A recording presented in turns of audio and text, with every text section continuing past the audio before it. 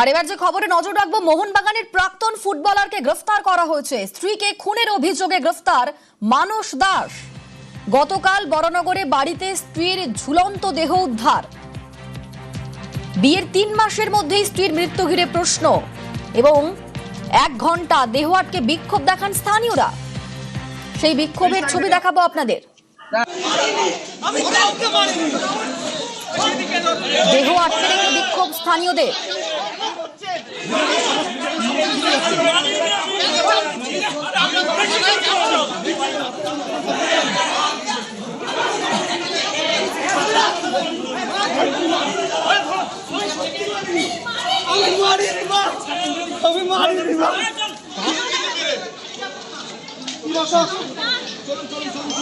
আমার সঙ্গে ইরন রয়েছেন প্রতিনিধি। ইরন, ঠিক কি ঘটেছে, কি অভিযোগে গ্রেফতার করা হয়েছে? তো বরানগরে একটি খুনকে কেন্দ্র করে যে অভিযোগ, যে প্রাক্তন ফুটবলার মানস দাস মোহনবাগানের, তাকে গ্রেপ্তার করা হয়েছে। মানস দাস মোহনবাগানে 2 বছর খেলেছে। শুধু মোহনবাগান না, টালিগঞ্জ, সাধারণ সমিতি, কখনো মহিন্দ্রা ইউনাইটেড স্পোর্টস, বিভিন্ন ক্লাবে খেলেছেন।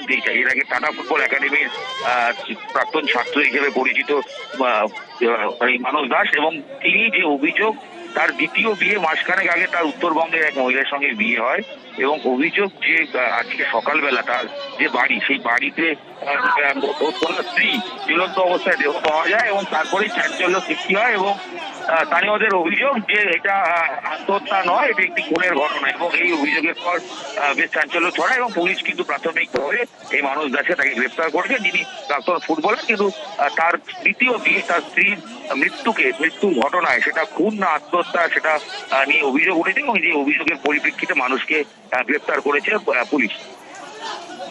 বেশ, ধন্যবাদ ইরন।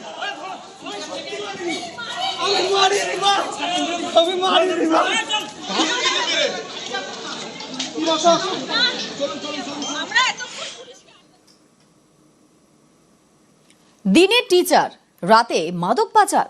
চাঞ্চল্যকর অভিযোগ জলপাইগুড়ি নাগরাকাটায় গ্রেফতার শিক্ষক। বুধবার রাতে তার ভাড়া বাড়ি থেকে উদ্ধার ব্রাউন সুগার, জাল নোট। আর এমন ঘটনায় হতবাক স্কুলের শিক্ষক এবং অভিভাবকরা।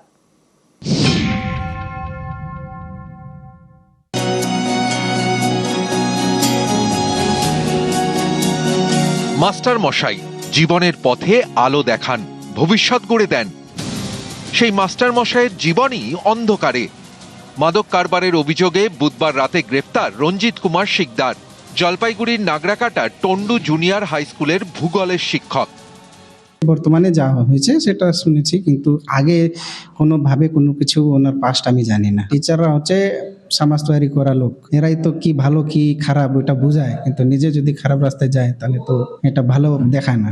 এই হাই স্কুলের সঙ্গে মালদার গাজলের একটি সম্পর্ক রয়েছে, অন্ধকার জগতের সম্পর্ক। পরিবারের দাবি, রঞ্জিত কুমার শিকদার গাজলের বাসিন্দা, যে গাজলে সম্প্রতি মাদক বিরোধী অভিযান চালায় পুলিশ। বেশ কয়েকজন ধরাও পড়ে। চাকরি সূত্রে রঞ্জিত থাকতেন জলপাইগুড়ির নাগরাকাটায়। 2021 থেকে পরিবার নিয়ে ভাড়া বাড়িতে থাকেন। প্রথমে লালবস্তি এলাকার একটি স্কুলে শিক্ষকতা করতেন। 2024 থেকে টন্ডু জুনিয়র হাই স্কুলের ভূগোলের শিক্ষক। अच्छा से बिहेव नहीं करते थे। बिहेवियर कैसा था उनका? बिहेवियर उतना अच्छा नहीं था। দিনে শিক্ষক, রাতে নাকি সেই মুখোশটা খসে পড়তো। চলতো মাদকের কারবার। বুধবার রাতে এই ভূগোলের শিক্ষকের বাড়িতে হানা দেয় পুলিশ এবং এসএসবি। উদ্ধার হয় ব্রাউন সুগার প্রায় 8.5 লক্ষ টাকা। পুলিশের দাবি, যার মধ্যে ছিল জাল নোট। এই ঘটনার পর হতবাক টন্ডু জুনিয়র হাই স্কুল। हम लोग का चिंता का विषय है, मास्टर तो अच्छा होना चाहिए हम लोग का जो खराब मास्टर हो जाने से तो हम लोग का बच्चा का दिक्कत होगा, पढ़ाई नहीं होगा उसको। শিক্ষক যে এইভাবে কাজ করে ও বাচ্চাদের শিক্ষা ব্যাড ইমপ্যাক্ট হবে আর কি। এখন যখন ওনাকে এখন ধরেছে, এখন কি ধরেছে ওটা তো আমরা বলতে পারছি না। জলপাইগুড়ি জেলার টন্ডু চা বাগান থেকে রকি চৌধুরী, নিউজ 18 বাংলা। মাদকের জাল কাটতে ইগলের নজর। তেলেঙ্গানার ইগল ফোর্সের মডেল রাজ্যে অ্যান্টি নার্কোটিক্স টাস্ক ফোর্স।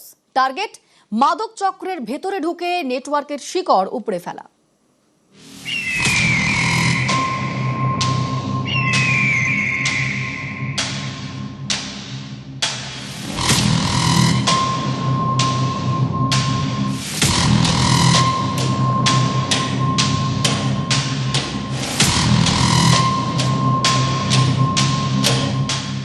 রাজ্য মন্ত্রিসভায় অনুমোদন। বাংলায় মাদকের জাল ছিঁড়তে এবার অ্যান্টি নার্কোটিক্স টাস্ক ফোর্স। তেলেঙ্গানায় ইগল ফোর্সের মডেলে কাজ করবে এএনটিএফ।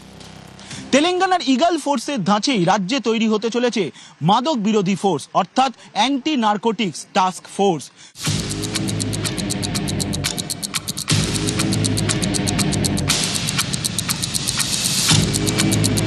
মাদক রোধে তেলেঙ্গানায় সক্রিয় elite action group for drug law enforcement, eagle force.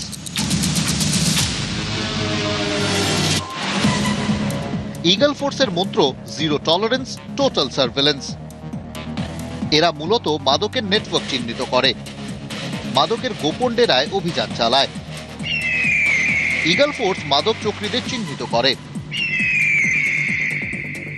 এদের টার্গেট মাদক চক্রের ভেতরে ঢুকে নেটওয়ার্কের শিকড় উপড়ে ফেলা। রাজ্য পুলিশের অধীনে কাজ করবে পশ্চিমবঙ্গের অ্যান্টি নার্কোটিক্স টাস্ক ফোর্স। মন্ত্রিসভায় অনুমোদনের পরই টাস্ক ফোর্স গঠন প্রক্রিয়া শুরু হয়েছে। দুর্গাপুর, মালদা, খড়গপুর এবং নদিয়ায় এএনটিএফ এর থানা তৈরি হওয়ার সম্ভাবনা। গোয়েন্দা তথ্যের বিশ্লেষণ করে চক্রীদের ট্র্যাকিং করবে এএনটিএফ। আন্তঃরাজ্য এবং আন্তর্জাতিক মাদকের নেটওয়ার্ক ভাঙবে। মাদক পাচারের সঙ্গে টেরর ফান্ডিং এর যোগ থাকছে কিনা তাও নজর রাখবে এএনটিএফ। রাজ্যের একাধিক জেলায় সম্প্রতি মাদক চক্রের হদিশ পেয়েছেন গোয়েন্দারা। চলছে দেদার ধরপাকড়ও।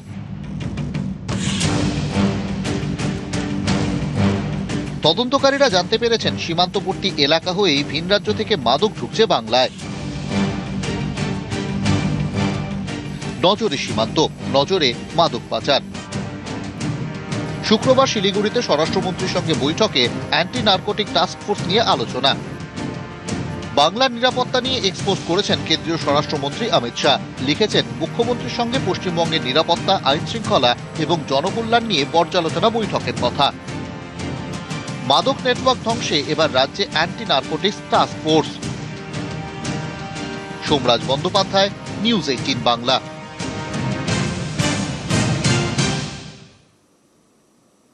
আর এবার ছবি দেখাবো হর ঘর তিরঙ্গা যাত্রা। বড়নগর থেকে খড়দা পর্যন্ত তিরঙ্গা যাত্রা। অগাস্ট মাস, স্বাধীনতার মাস।